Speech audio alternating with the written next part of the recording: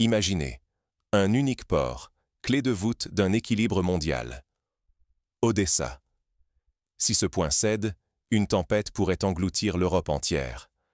Sur les quais de Portsmouth, l'effervescence est palpable. Des soldats britanniques chargent véhicules et armes, peaufinant des préparatifs qui ressemblent de moins en moins à un simple exercice. Les autorités gardent le silence. Aucun communiqué, aucune explication, mais chaque indice renforce une rumeur. Un débarquement britannique en Ukraine serait imminent. En coulisses, des sources évoquent des itinéraires précis et des plans logistiques concrets, alors que la presse britannique glisse des allusions à la stabilisation du littoral d'Odessa. Cette tension n'existe pas dans un vide. La Russie réagit brutalement, frappe sur les stocks et les dépôts de l'OTAN, parfois jusque dans le cœur de l'Europe de l'Est. Chaque attaque vise à avertir que tout renfort occidental près de la mer Noire sera traité en ennemi. Dans les états-majors européens, la crainte d'un engrenage incontrôlable gagne du terrain. Si la Grande-Bretagne franchit la ligne et débarque à Odessa, la frontière entre intimidation et guerre ouverte pourrait s'effacer en un instant. L'enjeu dépasse l'Ukraine. La sécurité de l'Europe, la stabilité mondiale et la réputation de chaque nation sont en jeu.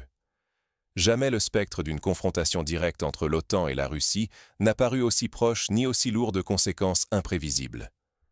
Comment en est-on arrivé là? Pour percer les vraies raisons de cette crise, il faut revenir sur les événements et décisions qui ont transformé Odessa en point de rupture. En remontant le fil des décisions et des provocations, une image complexe se dessine. Chaque étape a rapproché un peu plus le monde de ce seuil critique. Pourquoi Odessa fascine-t-elle les puissances? À première vue, ce port ressemble à n'importe quel autre point sur la carte. Mais Odessa verrouille toute la mer Noire. Si l'Ukraine la perd, c'est l'asphyxie. Plus d'accès à la mer, plus d'exportation, et un pays presque isolé du monde. Pour la Grande-Bretagne, l'enjeu est tout autre. Après le Brexit, Odessa offre une chance rare de prouver que Londres reste une force sur la scène internationale. Derrière les discours, les militaires britanniques accélèrent, simulations de débarquement, tests logistiques, discussions sur les routes d'intervention et la composition des forces. Chaque détail compte. Les Alliés sont en alerte, prêts à agir. En coulisses, on débat des moyens d'acheminer hommes et matériels, de répartir les rôles, de tenir un front si tout bascule. Le risque est colossal. Perdre Odessa condamnerait l'Ukraine à une crise durable. Pour Londres, manquer ce rendez-vous reviendrait à disparaître face aux grandes puissances. Mais la Russie, loin d'être spectatrice, passe déjà à l'action. Les tensions montent chaque jour. Sur le terrain, les signes avant-coureurs d'une confrontation directe se multiplient. Ce que les communiqués officiels taisent, la guerre logistique a déjà commencé. Derrière les titres rassurants, une vérité plus sombre s'impose. La Russie frappe méthodiquement stocks et infrastructures de l'OTAN. Officiellement, il ne s'agit que d'incidents, de malchances isolées. En réalité, les analystes voient une campagne de sabotage calculée.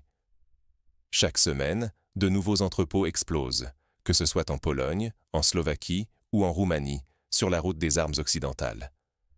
Ces explosions affaiblissent la chaîne d'approvisionnement, remettant en cause la capacité de l'OTAN à soutenir l'Ukraine.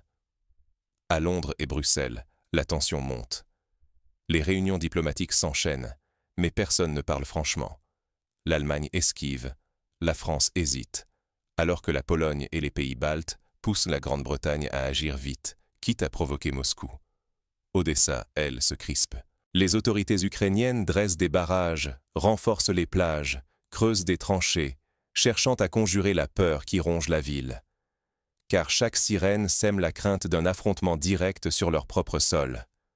Dans l'ombre, la guerre de l'information fait rage. Les médias britanniques dénoncent une Russie belliqueuse, prête à bloquer la mer Noire. Côté russe, on accuse l'Occident de préparer une provocation. Chaque rumeur, chaque fuite, brouille les repères, attise la méfiance et piège autant les décideurs que le public. L'équilibre est si précaire que la moindre erreur pourrait tout embraser. Jamais la frontière entre intimidation et guerre ouverte n'a été aussi incertaine. Les conséquences d'un affrontement direct restent inimaginables. Mais derrière les débats officiels, d'autres acteurs s'activent en secret. Les services de renseignement, eux, voient des signes avant-coureurs d'une escalade incontrôlable. Et si le pire advenait? Odessa, déjà cible de toutes les attentions, pourrait devenir le point de rupture. Ce qui se passe ici dépasse l'exercice militaire. C'est la possibilité d'une escalade incontrôlable qui plane. À Londres, l'urgence est palpable. Le gouvernement s'efforce de bâtir une coalition internationale, espérant diluer les risques et ne pas rester seul face à Moscou. Pourtant, les alliés hésitent. La prudence règne dans les capitales européennes, personne ne veut provoquer directement la Russie. De son côté, Moscou franchit un cap. Les menaces ne concernent plus seulement les infrastructures de l'OTAN. Il s'agit désormais de frapper des postes de commandement, des aéroports utilisés par les Alliés et de verrouiller les routes maritimes de la mer Noire. La menace de missiles visant la Roumanie, la Pologne, voire plus loin, n'a jamais été aussi concrète depuis la chute du mur de Berlin. À Londres, le débat s'envenime.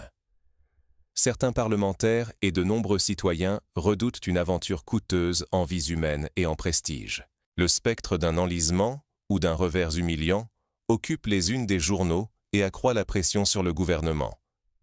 L'unité européenne se fissure. L'Allemagne et la France temporisent, refusant tout engagement irréversible. Les pays baltes et la Pologne plaident pour la fermeté, mais craignent d'être les premiers sacrifiés. À chaque mouvement de troupes, la crédibilité de l'OTAN est remise en question. Un affrontement direct entre Britanniques et Russes serait synonyme de pertes massives dès les premiers jours. Aucun plan n'offre de victoire claire. La perspective d'une guerre longue et déstabilisatrice hante les états-majors. La mer Noire, saturée de drones et de patrouilles, ressemble à une poudrière. Le moindre incident pourrait faire tout basculer, bouleversant le commerce maritime et l'économie mondiale. Si l'opération échoue ou dérape, l'Europe pourrait plonger dans une insécurité durable. Ce serait un coup fatal à la confiance collective, et l'ordre établi depuis la fin de la guerre froide risquerait de s'effondrer. Tout se joue dans les heures à venir.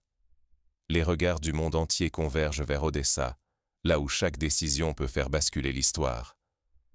Quand tout vacille, où s'accrocher? La sécurité européenne, longtemps vue comme immuable, est soudain incertaine.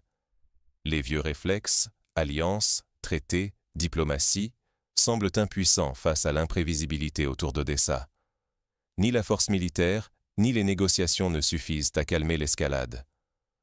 Les discours officiels rassurent, mais la réalité se dissimule derrière des mots prudents et des images contrôlées. Il devient crucial de lire entre les lignes, de saisir les signaux faibles, loin de la lumière. Ignorer ces signaux, c'est accepter la vulnérabilité. Crises économiques, menaces sécuritaires, instabilité. Les attaques sur les infrastructures, les mouvements navals, la fébrilité des marchés, autant d'alertes que l'ordre vacille. La résilience n'est plus une option, mais une nécessité pour chaque nation et chaque citoyen. À l'échelle nationale, il faut renforcer l'autonomie, diversifier les ressources, retisser la confiance. Individuellement, vigilance, esprit critique et adaptation deviennent vitaux, sans sombrer dans la peur. Chacun peut agir, s'informer auprès de sources diverses, comprendre les enjeux énergétiques, soutenir la solidarité locale. Dans l'incertitude, la lucidité collective devient une force. Alors, comment agir pour ne pas être simple spectateur? La suite dépend de notre capacité à anticiper et à rester solidaire. Chaque décision individuelle ou collective peut influer sur l'issue de cette crise. Odessa n'a pas encore choisi son destin. Mais chacun de nous peut décider de ne pas détourner le regard. À ce niveau de tension, la panique ou la résignation guette.